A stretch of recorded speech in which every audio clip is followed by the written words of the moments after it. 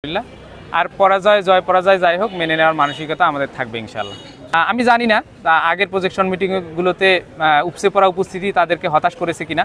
পরিস্থিতি আলহামদুলিল্লাহ ভালো, জয়ের ব্যাপারে শতভাগ আশাবাদী। সবাই যেরকম আশাবাদী থাকে আমরাও এরকম আশাবাদী আলহামদুলিল্লাহ। আর পরাজয় জয় পরাজয় যাই হোক মেনে নেওয়ার মানসিকতা আমাদের থাকবে ইনশাআল্লাহ। আচরণবিধি লঙ্ঘনের ব্যাপারে যেগুলো অভিযোগ আছে অলরেডি লিখিতভাবে আমরা ইতোমধ্যে জমা দিয়েছি নির্বাচন কমিশনের কাছে। আমরা এ নিয়ে আর কাদা করতে চাই না। আজকে যেহেতু প্রচার প্রচারণার শেষ দিন, আমরা প্রচার প্রচারণা নিয়েই ব্যস্ত থাকতে চাই। পাল্টাপাল্টি অভিযোগ করে সময় নষ্ট করতে চাই না। আমরা যে অভিযোগগুলো প্রশাসনকে দিয়েছি আশা করি সেগুলো তারা আমলে নিলেই আশা করি এটার পদক্ষেপ নিলেই এটার সমাধান হবে। আর গতকালকের বেগম খালেদা জিয়া হলের আমাদের 12তম প্রজেকশন মিটিং ছিল। এর আগে 11টা হলে আমরা প্রজেকশন মিটিং শেষ করে 12তম হলে গিয়ে বাধার সম্মুখীন হয়েছি।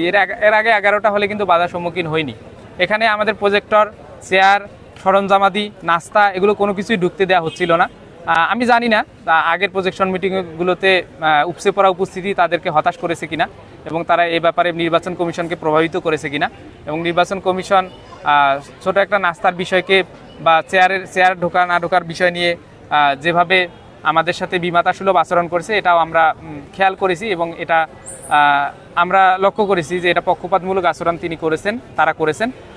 এবং এর বিপরীতে তারা হয়তো প্রোগ্রামটা ভেস্তে দিতে চেয়েছিল, কিন্তু প্রোগ্রামটা আমাদের সম্পূর্ণ হয়েছে। আমরা মেঝেতেই বসে প্রোগ্রাম করেছি এবং আমাদের বোনেরা কেউ চেয়ারে বসে, কেউ মেঝেতে বসে, কেউ দাঁড়িয়ে থেকে 1 ঘন্টা পর্যন্ত আমাদের প্রোগ্রাম শুনেছে। এটা আমাদের প্রতি তাদের ভালোবাসা প্রকাশ পায় এবং তারা যে আমাদের উপর আস্থা রাখে এটা প্রকাশ পায়। এবং তারা আমাদেরকে বলেছে যে আজকে নাস্তা দিতে দেয়নি প্রশাসন, তারাই আমাদের কাছে দুঃখ প্রকাশ করেছে যে ভাই আপনারা নির্বাচনে জয়ী হলে আপনারা সবাই প্রথমে আমাদের হলে আসবেন এবং আমরা সবাই মিলে একসাথে এই নাস্তাটা একসাথে করবো ইনশাআল্লাহ। কমিশনের ওপর আমরা শতভাগ আস্থাশীল যে এটাও বলবো না, আবার একেবারে আস্থাহীন হয়ে পড়েছি এটাও বলবো না। নির্বাচন কমিশন তাদের জায়গা থেকে চেষ্টা করছে, কিন্তু আমরা তাদের জাজমেন্টটা দিব সেদিন, অর্থাৎ নির্বাচনী ফলাফল হওয়া এবং নির্বাচন পরবর্তী 2-3 দিন সময় পর্যন্ত সব কিছু পরিবেশ ঠিকঠাক থাকলে তাদের জাজমেন্ট আমরা দিতে পারবো। এখন জাজমেন্ট দিচ্ছি না, শুধু এখন এটাই আহ্বান জানাই যে তারা যেন নিরপেক্ষ, কিছু কিছু জায়গায় যে পক্ষপাতমূলক বিমাতাসুলভ আচরণ করতেছে এগুলো যেন না করে, কোনো দলের প্রতি যেন নির্দিষ্টভাবে প্রিভিলেজ না দেয়। তারা যে দলেরই সমর্থক হোক না কেন তাদের ছাত্র সংগঠনের প্রতি যেন কোনো রকম প্রিভিলেজ না দেয়, তাহলে নির্বাচনী পরিবেশ সুষ্ঠু হওয়া নিয়ে প্রশ্ন উঠতে পারে।